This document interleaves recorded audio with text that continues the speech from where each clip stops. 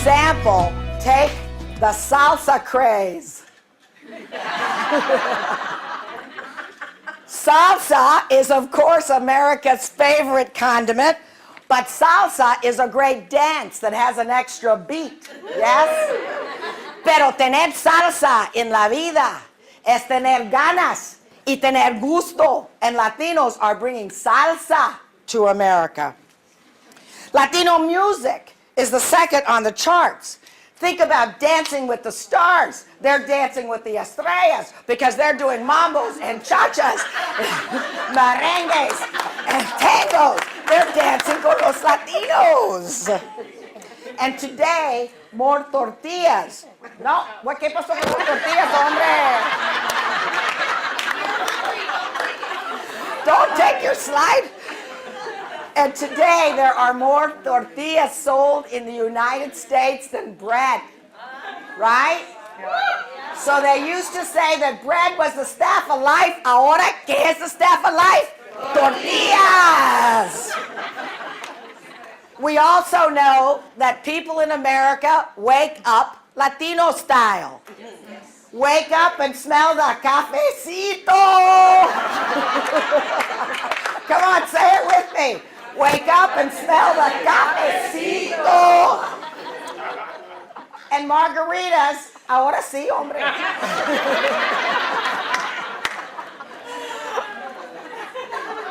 Are you all ready for this? Timing is everything. Timing is everything. All right. And margaritas are America's favorite mixed drink. Huh? So we got them in the morning con cafecito y en la noche con tequila. Right? And Mexican cuisine was just voted America's favorite food. Mexican cuisine. So America is becoming Latinized, right? And America is moving towards becoming a bilingual country. ¿Ah? Si quieres hablar español, toque el número uno, not dos, honey, el número uno. Si quieres hablar español, toca el número uno. And this is really good, right? That we're becoming bilingual. Because you use more of your brain when you can speak two languages. And corporations are saying today in the global age, speaking another language is one of 5 competencies you need to be successful. Right? So yes, 80% of Latinos still speak some Spanish at home. Un poquito poche, pero hablamos. Y la otra cosa, that Spanish is the second most spoken language in the world. Now, we always compete with Hindu and, well, Chinese is first. We know there's more Chinese. But Hindu and Spanish always vie for second place. The difference is, speak Chinese, go to China. Speak Hindu, go to India. Speak Spanish, go to 33 countries in the world. Hey, you know, Spain, the Philippines. There's even a place in Africa called Spanish Viene, donde hablan español. Right? So if you want to speak the language of the world, if you want to connect with more people in our global community, habla español. Español. Latinos are also the bridge linking North, South, and Central America. We are the integrating force of this hemisphere. The importance of this connection cannot be, oh yeah, there they are. Let's say it together. Latinos are the global connection. The importance of this connection, our connection as the bridges in this hemisphere, cannot be underestimated. It is predicted that in a few short years, the U.S. will export more goods to Latin America than to Europe and Japan combined. Our economic future is tied to Central and South America. Latinos, we do not only have the highest participation of any group in the labor market, but Hispanic workers comprised half of all the new jobs created in the U.S. since the year 2000. First of all, we account for half the population growth in this country. We're the only group that is exceeding replacement rates. And we are younger than any group. So since demography is destiny, can you repeat that with me? Demography is destiny. It is predicted that Latinos, by the middle of this century, will be the dominant group in the labor force. So if you want to move ahead economically, you have to learn how to work with and celebrate Latino culture. What? See, that's why I love coming to Harvard. Would you please? No, but we're here and we will be. Yes. Yeah. You keep that up, girl, and you're going to be here soon. Yeah. So es la hora because Latinos are gaining economic and political clout. Hispanics today, we don't really need this one. We need the one next after that, I think. Nope, back. It's fine. No. Just send it back. They don't care. The Hispanic market today is $1 trillion. It's still on that slide with South America, I think. The South American slide? Go the other way. No, papi. No, papi. No, papi. Not that one. Come on, let's all say that to him. No, papi.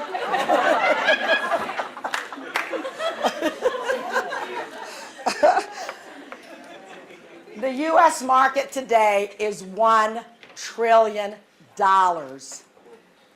We are the 10th largest GNP in the world.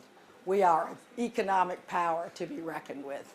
So turn to the person on your other side and say, we are an economic power to be reckoned with. Come on. You're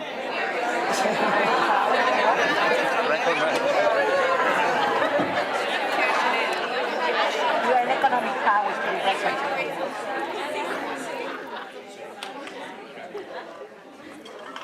And we all know that Hispanics are the fastest growing small business sector in America, and that Latino women are even faster than Latino men. That's right. Latinos have an entrepreneurial spirit. And we know that because we go to Mexico and we want to take a little vacation. And we put our blankie on the beach and we lay down. And the next thing, oye, ¿quieres tortillas? ¿Quieres una hamaca? Tengo ollas muy bonitas. ¿No quieres llevar este a tu hijo? Yo tengo t-shirts. Yo tengo un sarape. And you're sitting there going like, all I did was come here.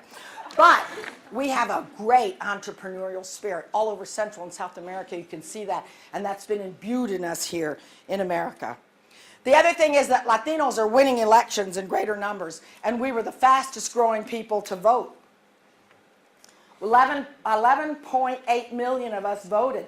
You realize that's 11% of American voters. In Colorado, for example, whether you're Democrat or Republican, we increased voting by 5%. And we have initiatives across this country to register people to vote. Well, the Democrats won Colorado by 5%. You can look at those statistics across the country, and we were the deciding factor in the vote. Even better than that, 17% of our youth are voting. And they're beginning to be involved.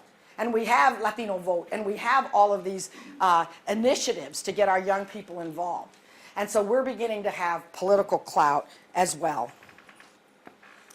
Now, the Latino experience is very distinct from any other group in America. First of all, our cultural core continues to be reinvigorated by immigration, right? So, America is a nation of immigrants, but many of those immigrants that came from Germany and Ireland and England didn't keep going back to Puerto Rico or Mexico or Costa Rica or Nicaragua because their countries were way over there. But we continue to have connections with our familia and people across our borders, and we also continue to have 40% of our growth coming from immigration. The other thing, we're going to have to come back to this slide if you don't mind. Yeah, there it is. That's the immigration slide because I want everybody to know that this is a nation of immigrants. It is the tradition of America to welcome immigrants, and our strength as a nation has come from immigration. All right, so the other part that's so different for Latinos is that 1/3 of the United States was Mexico, ¿verdad? And this is 2 slides up. We're playing musical slides, all right? One more. There it is! Ándale, we're on the right slide. So 1/3 of Mexico, 1/3 of the United States is Mexico. And I come from the Southwest. So we have Colorado, the place where the rocks are red.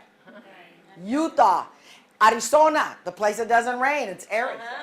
Nueva Mexico, well that says it all. I love Nueva Mexico. Why go to Old Mexico if you can go to Nuevo Mexico? Montaña, Montana. the place there's mountains. Nevada, the place it snows. California, Texas, 1/3 of the United States. So we have roots. Ken Salazar, who served as our senator, 7th-generation American. So we have roots that go very, very far back to this country. And when 1/3 of a country comes from another nationality, those roots, that integration, is part of the American soil. So Latinos are coming of age right at the time when futurists say that diversity and building our multicultural society is the critical issue of the 21st century. That diversity and building our multicultural society is the leadership issue of this century. Now we can see the 3 good-looking Chicanos with the Newsweek. They're this way. Uno más. Uno. Hey! All right, so who are those young, good-looking Latinos? Colombiana, Mexicano, Cubano, Pulitzer Prize winner, o Dominicano. And he's a Pulitzer Prize winner, right? Okay, so Latinos are coming of age in the multicultural millennium. And we are diversity. We are diversity. Diversity is the many colors sitting in your living room, sitting at your dining room table. Latinos are white, yellow, Chino Latinos. They're Capacita, they're Mocha. They're Anglo, they're Chicano. They're from Califas. That means they're from California, so they say, I'm from Califas. They're Cubanicas. My brother married a Cubana, so his sons are Cubanicas. You know what happens when you cross a Cuban with a Nicaraguan? You get a really good dancer. A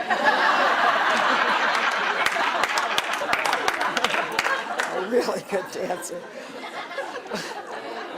My daughter, Carmen O'Connor, is a Leprechauno Latino. See, Latinos love diversity, right? We believe diversity brings salsa to life, and we love it. And while this diversity is the rich soil from which we grow, it presents a unique leadership challenge.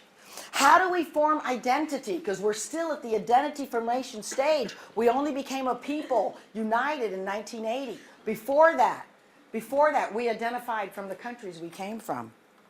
How do we form unity and identity from a group of people that are like picadillo or pico de gallo, right? So the first task that lays ahead for Latino leaders, and this is the critical role that all our organizations play, that Conexión plays, they are building a network of Latino leaders who understand that our power comes from diversity, that we can learn to benefit from our differences, that we can support each other and work together for the advancement of our people and our nation. So now we're going to have a Latino moment. You are going to stand up and tell a couple of people, I'm Latino and proud. Adelante.